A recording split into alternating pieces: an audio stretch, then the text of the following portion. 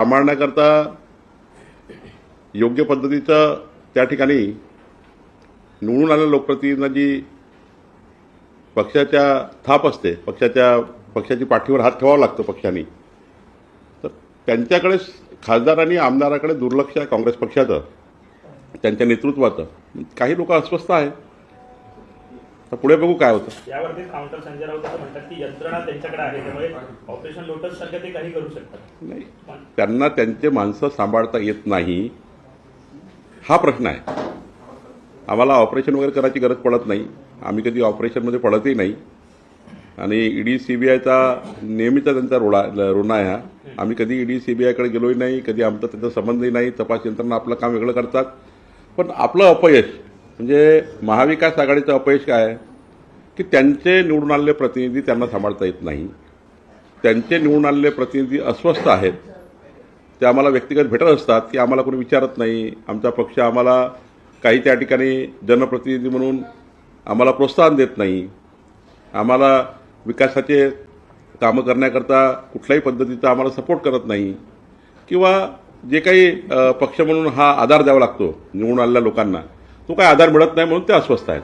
काही नावं कळतील का सर? किती संख्या आहे साधारणतः? कुठल्या पक्षातील ऑपरेशन लोटस किती मोठं असेल? वैयक्तिक संपर्कामध्ये नेमकी काय कारण त्यांनी सांगितली पक्ष सोडण्यामागे? नाही, महाविकास आघाडीमधल्या सर्वच पक्षामध्ये ही अस्वस्थता आहे की निवडून आल्यावर जे जनप्रतिनिधी म्हणून त्यांनी आपल्या मतदारसंघात कामे करावे लागतात, किंवा त्यांच्या मतदारसंघात जनतेला न्याय द्यावा लागतो, त्याकरता जे पाठबळ लागतं पक्ष म्हणून, ते पाठबळ त्यांना मिळत नाही.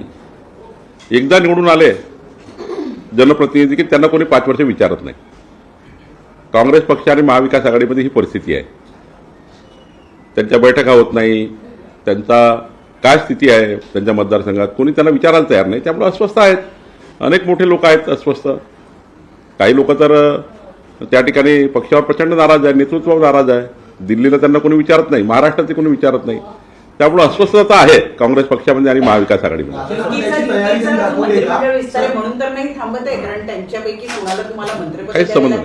काहीच संबंध नाही आहे. मंत्रिमंडळ विस्ताराचा आणि याचा काही संबंध नाही. राजीनामा द्यायची त्यांनी तयारी दाखवली का? दुसरी गोष्ट, राजीनामा दिला तर कमळ चिन्हावरती निवडून येऊ शकतात पुन्हा एक खासदार? आमच्याकडे कुणी आलं तर आमचा पक्ष हा स्वागतच करतो.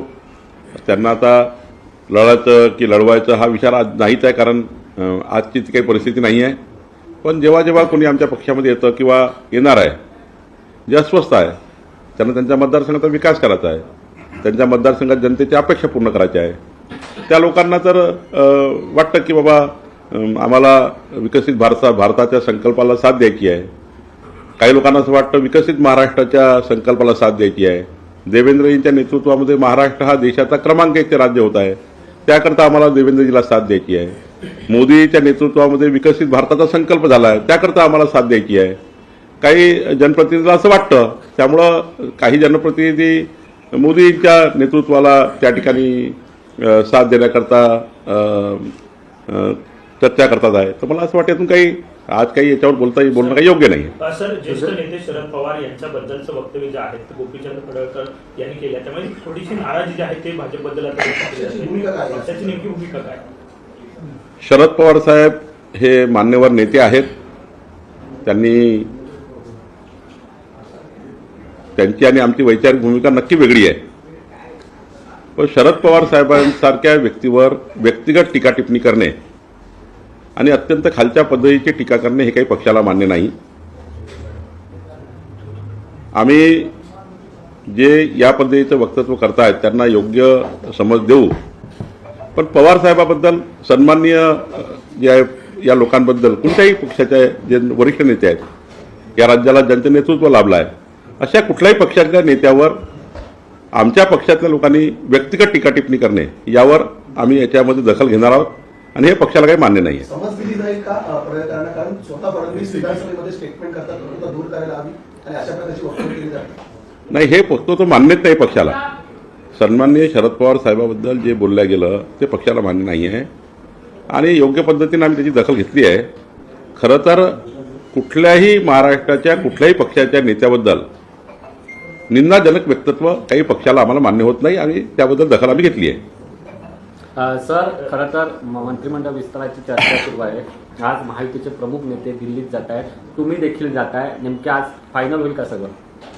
मंत्रिमंडळाचा पूर्ण अधिकार हा माननीय मुख्यमंत्र्याचा आहे, पण माननीय मुख्यमंत्री आमच्या केंद्रीय नेतृत्वाशी बोलतील आणि आमच्या केंद्रीय नेतृत्व असेल, एकनाथजी असेल, अजितदादा असेल, या सर्वांशी बोलून माननीय देवेंद्रजी योग्य निर्णय करतील. त्यांचा काल तुम्ही एकनाथ शिंदे यांची भेट घेतली रात्री. काय एकंदरीत जी चर्चा राजकीय होता सुरू आहे की शिवसेनेमुळे विलंब होत आहे, आता तरी नाराजी दूर झाली आहे, खाते वाटपाचा तिला सुटलेला आहे. कुठेतरी ग्रह खात्यावरती ते अजूनही अडून बसले. एकनाथ शिंदेजी शिवसेनेचे सन्माननीय अध्यक्ष आहेत आणि मी भारतीय जनता पार्टीचा अध्यक्ष आहे.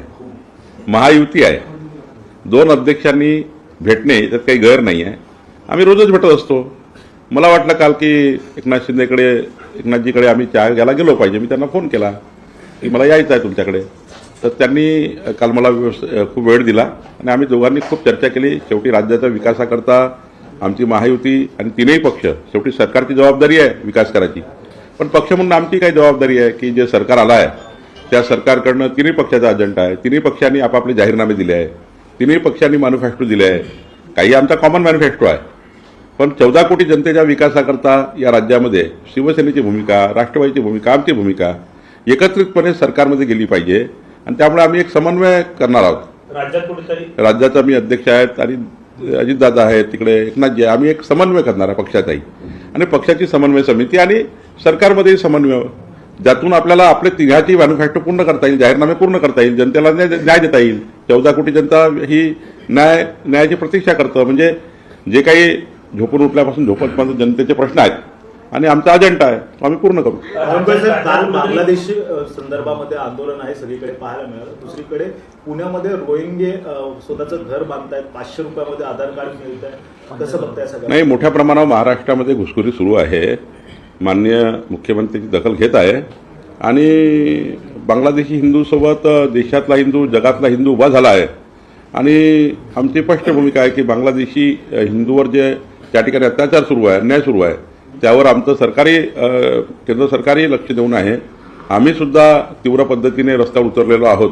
हिंदू समाजही उतरलेला आहे आणि त्यामुळे मला असं वाटतं यातनं देशातला आणि जगातला हिंदू समाज हा बांगलादेशी हिंदू समाजासोबत उभा राहून यानंतर तिथे अन्याय होणार नाही याकरता संपूर्ण देश आणि विश्वातले सर्व हिंदू बांगलादेशी हिंदूच्या पाठीशी उभे झाले आहेत. मुख्यमंत्र्यांना भेटलेले आहेत अशी माहिती मिळते आहे. एकूणच मंत्रिमंडळ ठरलेलं आहे का? आज उपमुख्यमंत्री पण जाणार आहेत का? मुख्यमंत्री तुम्ही जाताय, उपमुख्यमंत्री पण जाणार आहेत? नाही, मला असं वाटतं की आमच्या पक्षाची अंतर्गत बैठक आहे. देवेंद्रजी मी जातो आहेत, पण अजितदादा त्यांच्याकडे देवेंद्रजीकडे जाणार होते, कारण ते मुख्यमंत्री उपमुख्यमंत्री वेगवेगळ्या विषयावर बसत असतात.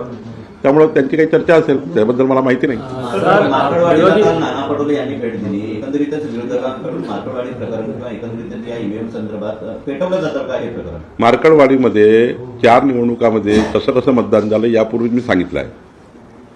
आता उद्याच्या येणाऱ्या जिल्हा परिषद, पंचायत समिती, नगरपालिका निवडणुकीमध्ये त्यांना मतं मागण्याकरता काही तर लागेल.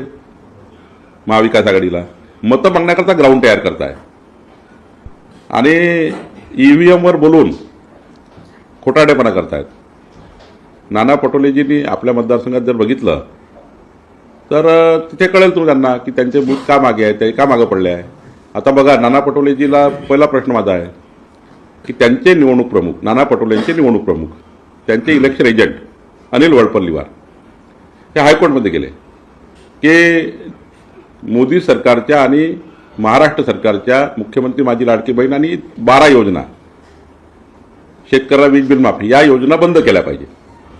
तर नाना पटोलेचे अधिकृत इलेक्शन एजंट जर कोर्टात जात असतील योजना बंद करण्याकरता, मुख्यमंत्री माझी लाडकी बहीण योजना बंद करण्याकरता, जनता धडा शिकवणार नाही. त्यांना जनता मतं देईल. त्यांची योजना बंद करण्याकरता नाना पटोलेचे निवडणूक प्रतिनिधी कोर्टात गेले. मग काय महाविकास आघाडीला लोक सोडतील? ते बघितलं पाहिजे नाना पटोलेंनी की मी मागे का पडलो. मार्कडवाडीमध्ये जाऊन फेक नॅरेटिव्ह तयार करण्याची योजना ठीक आहे, ते तर प्रदर्शन आहे, पण वस्तूचा विचार केला पाहिजे. नाना पटोले मागे का पडले, काँग्रेस मागे का पडली, विदर्भात काँग्रेस का इतकी पिछाडली. यांनी आपला इलेक्शन एजंट, नाना पटोलेंचा इलेक्शन एजंट हा कोर्टात गेला आणि त्यामुळे मला असं वाटतं निवडणुकीच्या जे निकाल आले त्यावर चिंतन करून काय शिकलं पाहिजे आणि त्यातून पुढं तयारी केली पाहिजे. जसं आम्ही लोकसभेत आम्ही कमी पडलो, 2 लक्ष मतं आम्हाला कमी भेटले महाविकास आघाडीच्या, तर आम्ही तयारी केली. आम्ही जिथे आमचे बूथ मागे होते त्या बूथवर आम्ही प्रवास केला. त्या ठिकाणी आम्ही जनतेला विनंती केली की मोदींच्या निवडणुकीमध्ये जे जनता मतदानाला गेली नाही त्यांना आम्ही घरोघरी गेलो, घरचलो अभियान केलं. आम्ही मतदान करण्याकरता लोकांना विनंती केली. आम्ही 32-33 मुद्द्यावर काम केलं. माननीय मोदींच्या नेतृत्वामध्ये आम्ही संघटनेमध्ये आणि देवेंद्रजींच्या नेतृत्वात महाराष्ट्रामध्ये योग्य पद्धतीची बांधणी झाली. आमचे सर्व अमितभाई असतील, नड्डाजी असतील, आमचे योगीजी असतील, साऱ्या लोकांनी प्रयत्न केले. शेवटी जनतेला यांनी काय केलं निवडणुकीमध्ये, महाविकास आघाडीने निवडणुकीमध्ये त्यांच्यामध्ये एकमत नव्हतं. निवडणुकीचे उमेदवार ठरवताना एक वाक्यता नव्हती.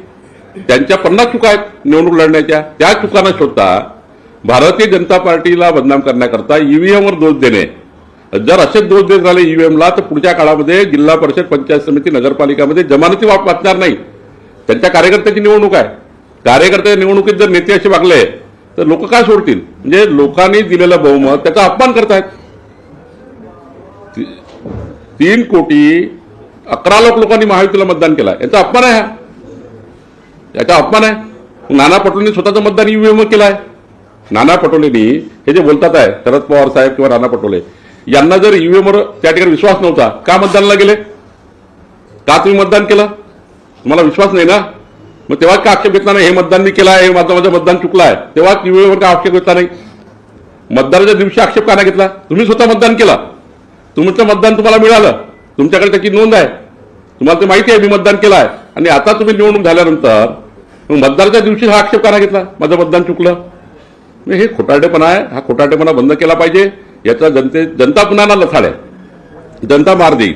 मला वाटतं की मार्कडवाडी प्रकरणामध्ये याआधी आम्ही बोललो. निवडणूक आयोगावरती ते कापर फोडत आहेत आणि आता त्यांनी प्रतिक्रिया दिली की आम्ही आता न्यायालयात पण धाव घेतोय कारण आम्हाला निवडणूक आयोगाकडून कुठल्याही न्यायाची माननीय सर्वोच्च न्यायालयाने यापूर्वी ईव्हीएम बद्दल सारे निकाल दिले आहेत. अनेक प्रकरणात निकाल दिले. आताही त्यांना लथाडलेलं आहे की आणि स्पष्ट सांगितलं आयोगाने, सर्वोच्च न्यायालयाने की जेव्हा तुम्ही हरता तेव्हा ईव्हीएम खराब आहे, जेव्हा तुम्ही जिंकता तेव्हा ईव्हीएमचा पूजा करता. ईव्हीएमने जिंकवलं, काय जल्लोष केला, 31 खासदार निवडून आले, महाराष्ट्रभर जल्लोष केला त्यांनी. रॅल्या काढल्या, उद्धव ठाकरे साहेबांनी रॅल्या काढल्या पाकिस्तानचा झेंडा घेऊन परभणीमध्ये, आणि धाराशिवमध्ये पाकिस्तानचा झेंडा घेऊन नाशिकमध्ये रॅल्या काढल्या. नाशिकमध्ये रॅली काढली उद्धवजीच्या खासदारांनी आणि पाकिस्तानचा झेंडा होता. तेव्हा ईव्हीएम खराब नव्हती का, तेव्हा ईव्हीएम खराब नव्हती का. खरं तर हे खोटारडेपणा आहे. म्हणजे तुमचा खासदार जिंकला, पाकिस्तानचे झेंडे घेऊन तुम्ही नाचले परभणीमध्ये, तेव्हा ईव्हीएम खराब दिसली नाही. त्यामुळे खोटारडेपणा आहे. जनता पुन्हा येणाऱ्या लोकल बॉडीच्या निवडणुकीमध्ये यांना लथाडल्याशिवाय राहणार नाही. हे आता हरण्यातून शिकलं पाहिजे. आम्ही शिकलो. आम्ही लोकसभेच्या निवडणुकीत आमचा पराभव झाला, आम्ही शिकलो, आम्ही पुढे गेलो. बावनकुळे साहेब, नितीश राणे जे म्हणतात की लाडकी बहीण योजनेसाठी मुस्लिम महिला कुटुंबियांना 2 पेक्षा जास्त आपत्ती असतात त्यांना योजनेचा लाभ मिळतो, पक्ष याशी सहमत आहे? नाही, नितेश राणेची मागणी जी आहे की 2 अपत्य यांनाच आम्ही त्या ठिकाणी योजनेचा लाभ देऊ, याबद्दल सरकार काय निर्णय घेईल त्याची मागणी आहे. तर मागणी कुणाकुणाचा अधिकार आहे प्रत्येकाचा. लोकशाहीमध्ये प्रत्येकाला आपली मागणी मांडण्याचा अधिकार आहे. सरकार निर्णय घेईल काय घ्यायचा, पण सरकार योग्य निर्णय घेईल. सर, विरोधकांकडे पुरेसं संख्याबळ नसल्यामुळे त्यांचा आता विरोधी पक्षनेता होऊ शकत नाही आणि त्यांनी अर्ज देखील आता केला नाही, कारण 16 तारीखपासून अधिवेशन सुरू होत आहे. देवेंद्र फडणवीस म्हणाले होते की आम्ही विरोधकांचा सन्मान करू, मात्र विरोधकांनी अजून काही हालचाल करताना विरोधी पक्ष नेत्याबद्दलचे की काही विधानमंडळाचे नियम कायदे आहेत, त्या नियम कायद्यामध्ये जे जे वाक्य टाकले असतील किंवा नियम असतील त्याचा अभ्यास अध्यक्ष करतील. हा विधानसभा अध्यक्षाचा मला वाटतं अधिकार आहे. त्यामुळं त्यानुसार निर्णय होईल.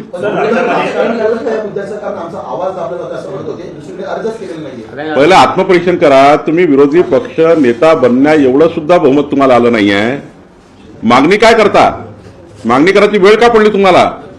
विरोधी पक्ष नेता बनण्याकरता मागणी करण्याची गरज का पडली. तुम्ही आपलं जनमत गमावलेलं आहे. विरोधी पक्षनेता सुद्धा बनू शकत नाही, इतकी परिस्थिती तुमची खराब झाली आहे. त्यामुळे जे काही करायचं ते करतील, पण मला असं वाटतं की योग्य निर्णय अध्यक्ष करतील. पण मागणी करण्यापेक्षा जनाधार पहिले गमावला ते बघा ना. बावनकुळे साहेब, वाटपाच्या संदर्भामध्ये असं एक म्हणलं जातं की भाजपला नगरविकास आणि उद्योगसारखी महत्वाची खाती हवी आहे. खरंच असं स्वरूपाचं हवं आहे, कारण की महाराष्ट्रामध्ये ज्या बहुमताने सरकार दिलेलं आहे, मुख्यमंत्री आता तुमच्याकडे आलेले आहे, तर सरकार सुमूर्तपणे चालावं अशा हेतूने. असं आहे की आमच्या देवेंद्र फडणवीस जे मुख्यमंत्री आहेत, 2 उपमुख्यमंत्री बसून निर्णय करतील. यामध्ये पक्षाचा काही फार हे त्याच्यामध्ये चर्चा नाही. सर, राज्यामध्ये अनेक घटना ज्या आहेत घडत आहेत, परंतु गेली 20 दिवस झाले राज्याला गृहमंत्रीपद नाही अशी टीका ते विरोधक करतायत. संजय राऊत सुद्धा म्हटले मान्य मुख्यमंत्रीकडे आहे ना सर्व पद आता, म्हणजे मान्य मुख्यमंत्री स्वतः गृहमंत्री आहेत सध्या. त्यामुळं जोपर्यंत ते मुख्यमंत्र्याकडे आणि मुख्यमंत्री एक पद्धतीने करतायत. मुंबई महायुती सरकारने वीज बिल कमी करण्याची घोषणा केली होती. मात्र सर एक प्रश्न, महायुती सरकारने 30% वीज दर कमी करण्याची घोषणा केली होती. जयंत पाटील आता अध्यक्ष ट्विट करतात की राजस्थान आणि दुसऱ्या राज्यांमध्ये वीज दर कमी, आपल्याकडे वीज दरच वाढवत आले. जयंत पाटील साहेबांना सल्ला थोडा धीर धरा, होईल सर्व. आता मॅन्युफॅक्चरिंग पूर्ण करू. सर, सवेरे से एक खबर सामने आ रही है कि लोकसभा के जो सांसद है वो भारतीय जनता पार्टी के साथ जुड़े रहे हैं, भारतीय जनता पार्टी में पक्ष प्रवेश करने वाले, क्या खबर है? देखिए, कांग्रेस और महाविकास आघाड़ी में जो जनप्रतिनिधि चुन के आए, एमएलए एमपी, उनमें अस्वस्थता है कि जब वो चुन के आते उसके बाद उनकी पार्टी पूछती नहीं है. ना केंद्र के उनके नेतृत्व पूछता है, ना राज्य का नेतृत्व पूछता है.